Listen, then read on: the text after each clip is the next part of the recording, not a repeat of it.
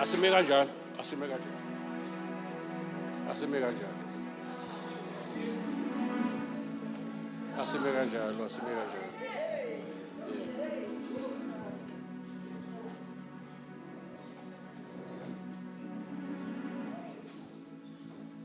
It's an hour. It's a day. It's a month. A year.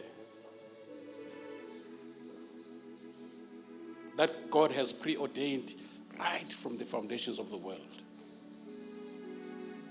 That there will be a prophetic word directed to female gender. God said it is not good. Sekufika umuntu wesifazane, it was very good.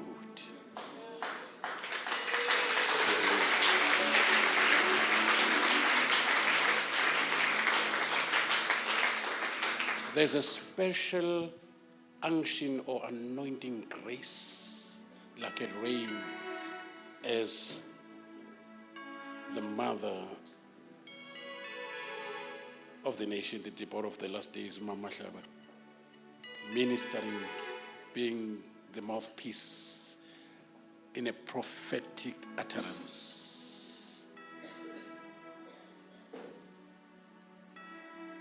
It's like ngimzumile but kafune ngimlalele umoya ngcwele.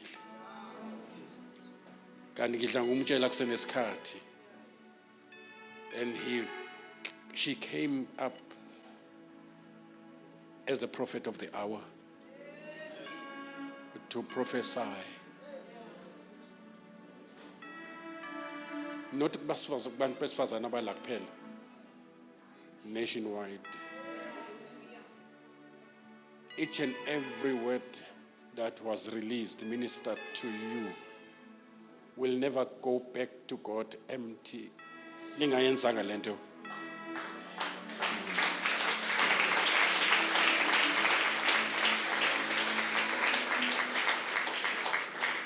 There's a Deborah type of anointing that has come upon you, each and every one of you. You are a package, irrespective of your background. uNkulunkulu akayiconcede background yakho. uNkulunkulu ubheke iplan anayo ngawe. Akakho simalosha. uNkulunkulu akabuka ukuthi uzelwe kanjani uvelaphi. Akaxoxi. Ngeke imtshele futhi if past yakho ukuthi no lo khetha lo Jehova ungamkhethi lo. That is why uNkulunkulu raise abantu kade ungabalindele. Awuzile enkonzweni nje yantambama uze kwi-encounter. Divine appointment. NoNkulunkulu wakho.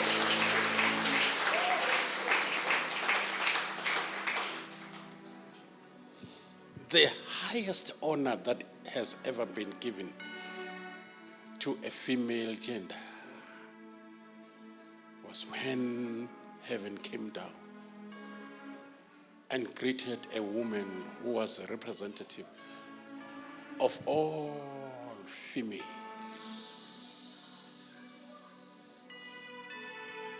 Mawuyenza medicine, you don't study every dealer. Uzoba a physician. You don't have to study every people that are there, study their bodies. You study just one body. It will give you a clue about everybody. Ufunde ngenso, uzobususa zonke ezinye izinto ephethe abantu. So, uMaria is a symbol, is a type of God's honor and value towards female gender. For Jesus, for Mary to be called the mother of the Lord.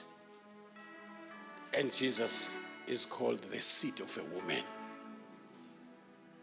And the womb of a woman is a dressing room where Jesus Christ put on human body. where Jesus came, incarnated into the seed of a woman. And he became 100% man, though he was also 100% God. Wayifinqa uNkulunkulu wayifinqa wangena esibelethweni sentombazane for 9 months. Wancela amambele azathi wesifazane sibusisiwe isibelethe sakubamba namabele wancela kuwo. The whole creator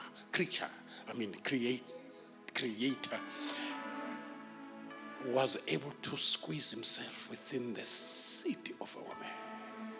And that seed was fertilized. Waba pregnant without a man. And then the seed of woman crushed the head, the dominion of the devil. Now we're talking of the devil who is under our feet. It is because of the seed of a woman. Hey. Uma wesifazane exoxa nenyoka umoshakala umhlaba. Uma exoxa nengilosi kusinda umhlaba kuzalwa umsindisi.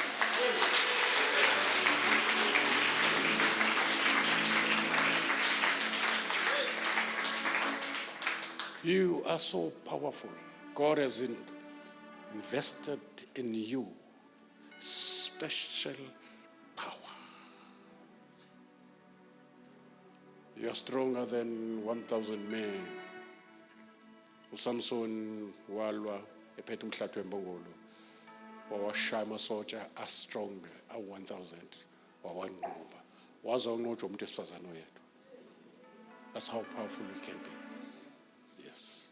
Wahlephula ingonyama kwangathi ichwane lembuzi wakuhlakaza kodwa wanqotshwa umuntu esifazane. That's how powerful you can be as a woman. Kuyadependa ukuthi wasebenzisa in which area, negatively or positively. Kuyadependa ukuthi ukusipha isandla. Ngoba umbese uma umuntu oright usika isinkwa, uma ukisigebengu ukwazi abantu. Come on. Uxoxa nobani umuntu wesifazane kuzodependa ukuthi uxoxa nobani. Make sure, take a decision today as the spirit of Deborah is coming upon you and touching your life as never before. And you are a package in the kingdom, an asset. Umuntu wesifazane uyadingeka. Udingwa izulu. Ngesikhathi uHana efuna umntwana, uNkulunkulu wayibhizi efuna umprofeti. uHana ufuna indodana, uthi nje mangiphe umntwana umfana ngizonikela ngayo. uNkulunkulu ubhizi ukuthi I'm waiting for a prophet. Izinto ezivela kuwe umuntu wesifazane mangabe ukwi right position, izinto ezidingwa uNkulunkulu to bless the world. To bless the world. To bless the world. Don't look back. UmkaLothi wabheka emuva washintsha waba yenye into. Ungabusabuka kwi-background, noma wahlwe ngulo nomningane ezu5 zobaba abahlukene, ungabibuki yonke lonto. Buza ukuthi kuRahabi who was a prostitute. He ended up being a great grandmother of Jesus. God is able to change a curse into a blessing. Noma ekhaya bathi udeliwe, but namhlanje uwamkeliwe. Ngithi uwamkeliwe, ngusindisiwe. Honorable somebody. The spirit of Deborah, I don't care about your age. Noma ngabe una 16, noma una 80. The spirit of Deborah is falling upon your life right now.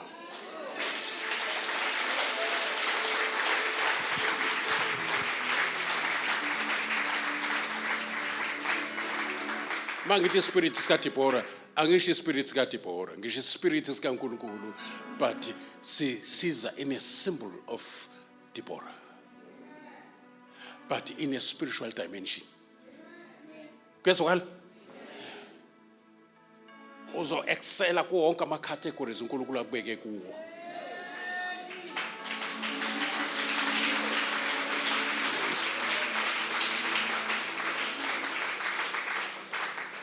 Ngicela ukubona izandla zabesifazane abala endlini abathi usho kimi ngikhona.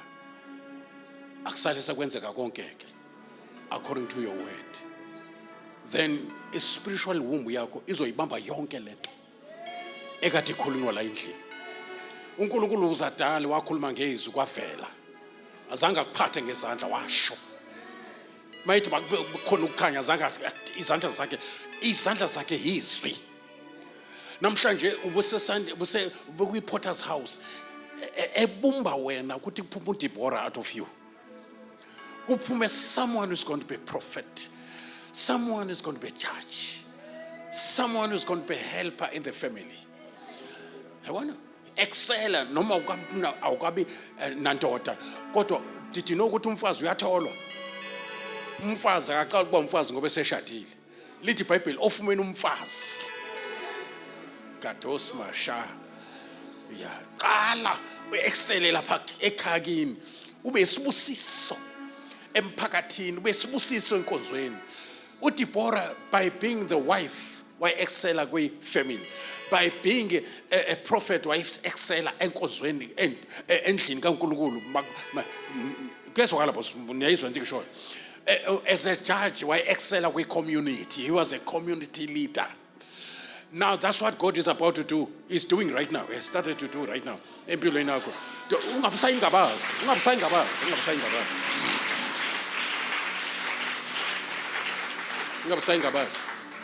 Ungazeyi. Zithobe kodwa ungazeyi.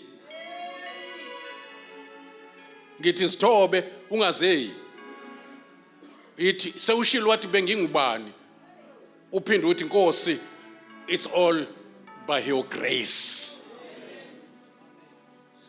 It's all by your grace.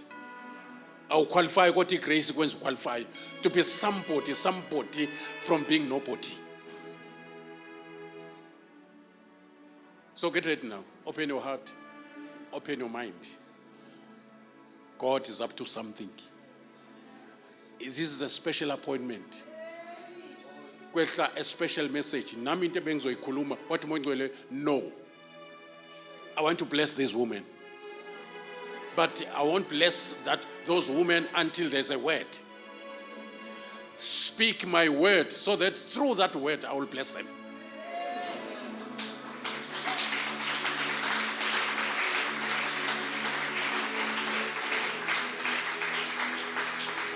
Now,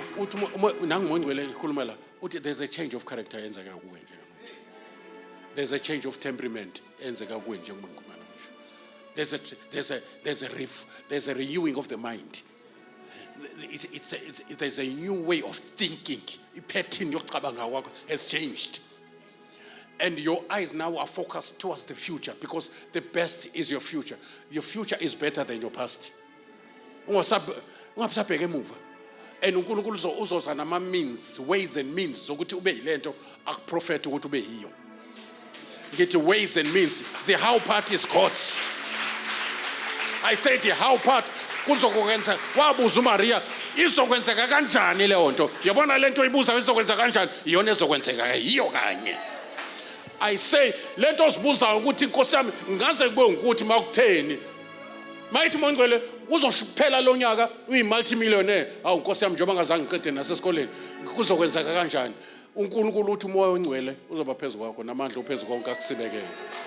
Yeah, the how part is God's. Ubalulekile umuntu wesifazane emhlabeni.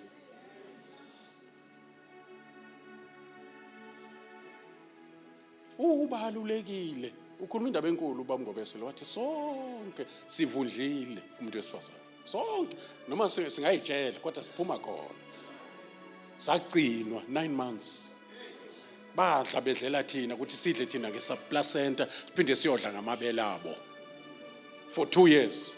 Mina ngancela 2 years. Umama edla bese ne? Ntiswa yini? Anganoma ngancela kwazo kwabaqake iqhomo yini kodwa ngancela 2 years. Nje ngibona ngathi ngiyavutha nje ngancela amabele omuntu wesifazane othandazayo. Ngibona ngathi ngiyavutha nje. Uyabona? Umuntu wesifazane ubalulekile emhlabeni. Makazazi naye. angezi noma kanjani, angakhulumi noma kanjani.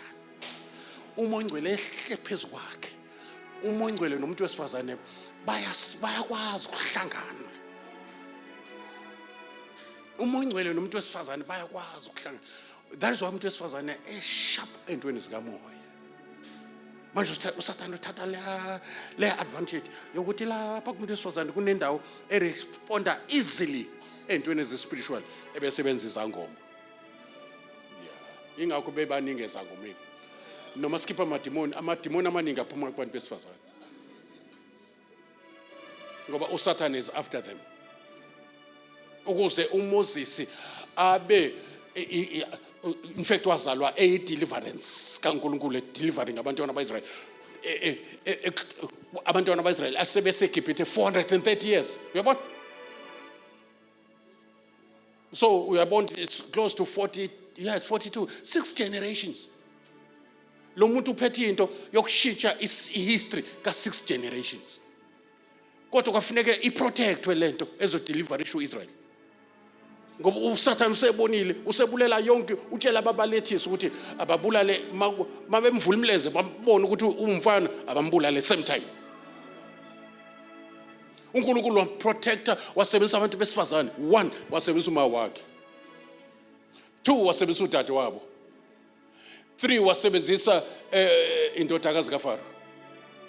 Kuyazwakala? 4, wasebenzisa ababelethisi ukuthi bangawulalela umthetho wenkosi. 5, wasebenzisa umkakhe. uNkulunkulu esezombulala uMoses. Umkakhe wagijima ukwenza lento ebefuna ngabe yenziwa uMoses, waphepha uMoses. 5, abantu besifazane beprotector deliverance ka 430 years. And lo 5 umeli grace. Uma umuntu wesifazane lithi iBhayibheli ufumene umfazi ufumene umusa.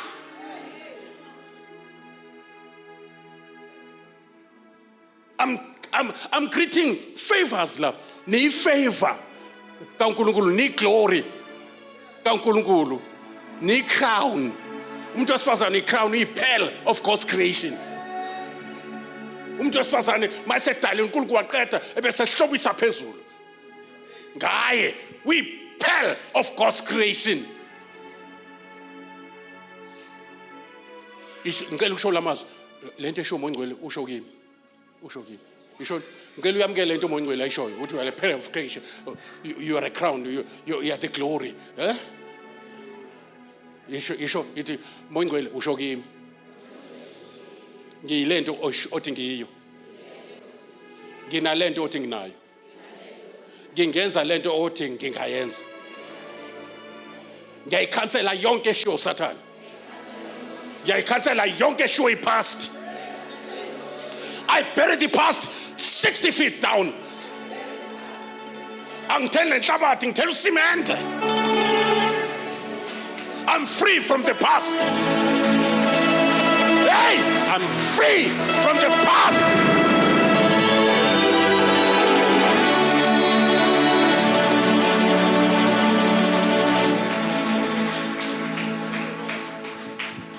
Uthi Moya Ngcwele ke usemi kanjalo, uthi Moya Ngcwele kuwe umuntu wesifazane. Awuzange kukhona la abangazange bathola indlela okukhula. Right? Zange bathola izeluleko ekhaya. The church is your second home. 1. 2, uMoya Ngcwele is there to teach you. You must befriend the Holy Spirit. He must be your friend. Zwana noMoya Ngcwele umuntu wesifazane. He will counsel you. He will mentor you. He will guide you. He will comfort you. He's a counselor. He's a comforter. He will lead you. He will guide you. He will rule over your life. To rule means to guide. Surrender. Njengo Maria. Kwathiwa lento izokwenzeka ngoMoya Ngcwele. No Joseph kwathiwa ngomlahla umkakho lokho akukhulelwe is by the Holy Spirit. Mayethi ngiyincikazi yenkosi, that's a surrender. That's a dedication. That's an awareness that I don't belong to myself. So besethi-ke since ngingeyena owami ngingowenkosi makwenzeke njengoba inkosi isho. Wayesho lento ethenisa umshado njalo. Yabona? Kwakuyirisk leyo ngokwengqondo yethu, kwakuyirisk ngoba vele uJoseph wayesefuna ukumlahla. Kodwa ethi ngoba kusho wena Nkosi akwenzeke kimi njengokusho kwesu. And uNkulunkulu kwaba uyena oyikhulumela noJoseph ukuthi ungamlahli lo. Surrender like Mary, it makube kimi uthi ngiuDeborah wenza ukuzogcina. Akube kimi njengokusho kwesu. Uthi ngiyatinyela makufika uSathane, ngikhipha uju makufika abantu bakaNkulunkulu. Ngizotinyela ke makufika uzolaza udosi lwami uSathane. Makube kimi njengokusho kwesu. Makube kimi njengokusho kwesu.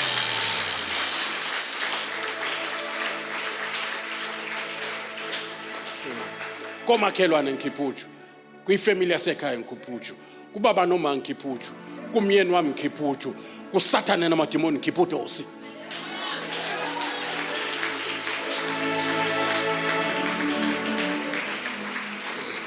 Isihogo asazi namhlanje uthi alifakwa lubuya nodaka adiscuss amadimoni athi ungabusasondela noma kanjani ngibona udosi sizoba senkingeni ngiyalifaka udosi kini namhlanje hamba nodosi likaMoyingcwele hamba noju likaMoyingcwele egameni kaJesu Kristu waseNazaretha. Awubeka isandla phezu kwenhliziyo yakho as a sign of surrender to the Holy Spirit. It's a special occasion. Even if you are online, do it. This message is for every woman.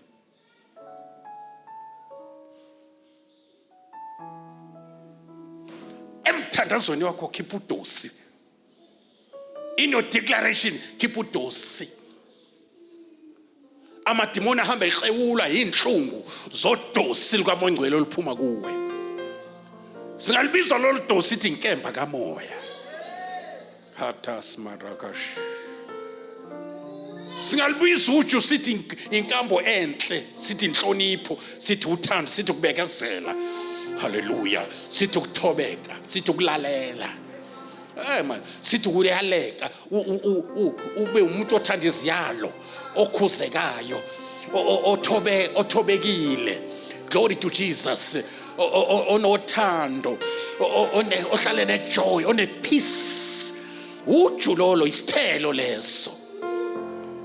Barabasa Bishwa Batos Mikata Salata Hatasara Bashokata. Moya oyingcwele njengoba wehlela phezulu kwaMaria. Wakhulelwa izinto zasezulwini sasindiswa ngembewu ephuma esibelethweni somuntu wesifazane by the name of Jesus.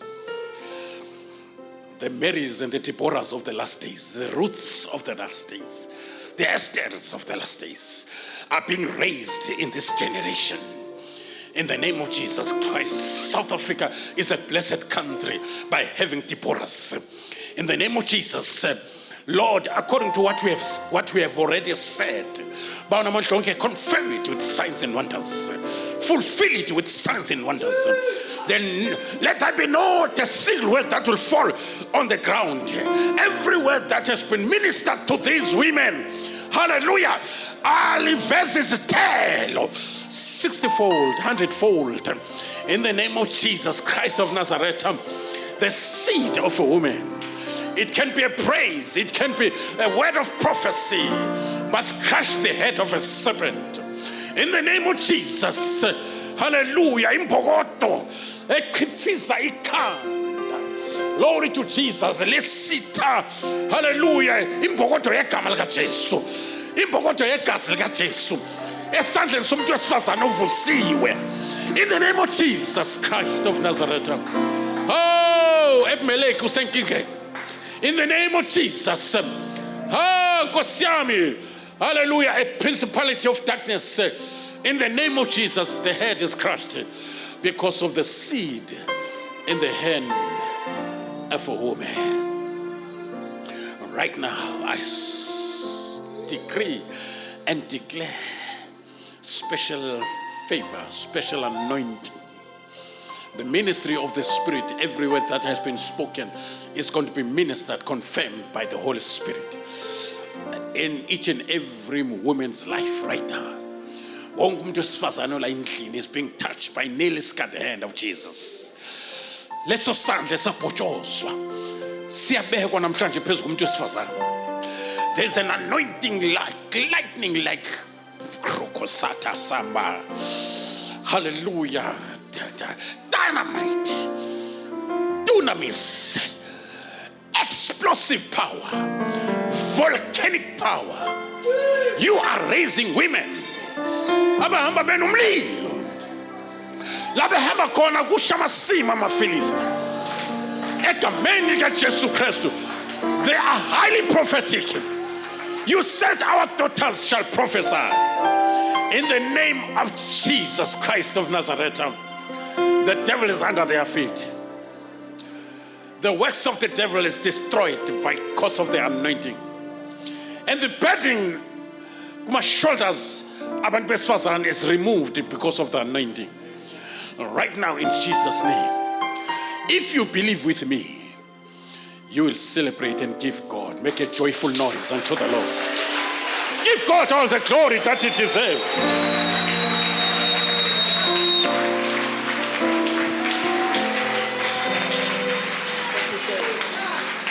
Thank you, Jesus. Hallelujah.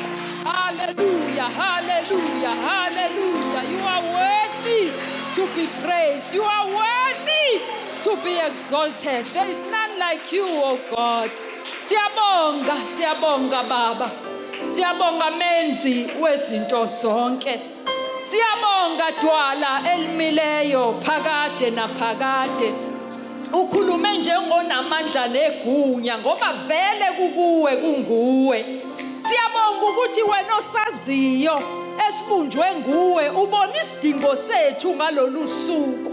Wasihlangabeza. Siyabonga Baba egameni lenkosi uJesu waseNazaretha. Sizohamba ngalamandla osiphe wona. Usivusile namhlanje. Unyakazisile kithi izinto ebeseyilele. Wena ngukuvuka nokuphila. Siyabonga Nkosi Jesu. Siyabonga Moya Ongcwele themba lethu. You are our lifeline Moya Ongcwele. You are our anchor Moya Ongcwele. There is no us without you, Holy Spirit of the living God. Help us unleash this power osinikeze yona negunya osinikeze khona ngegama lenkosi uJesu. Siyabonga Baba, sibonga izwi lakho, sikhuthazekile, sivuselelekile ngendlela emangalisayo. Sethemba uMoya Ongcwele ukuthi lokho osinikeze khona kungaphumi, kungalahleki egameni lenkosi uJesu waseNazaretha. Hallelujah. Amen. Yes, Lord. Thank you, Jesus. Thank you, Jesus. Thank you, Jesus. Matthew 11:28-30. Uthi uJesu zanini kimi nonke ninenikhatheleyo nenisindwayo. Mina ngizakuniphumuza. Bekani ijoka lami phezukwenu. Nifunde kimi. Ngoba ngithobile ngimnene. Khona imphefumulo yenu uyakufumana impumuzo. Ngoba wami umthwalo ulula nejoka lami alisinda nzima. Amen. Kungenzeka ukuthi ula endlini unemthwalo uyasindwa. Awazi ukuthi kukhona uNkulunkulu, khona uJesu othulana imthwalo akubeke kuphumuleni.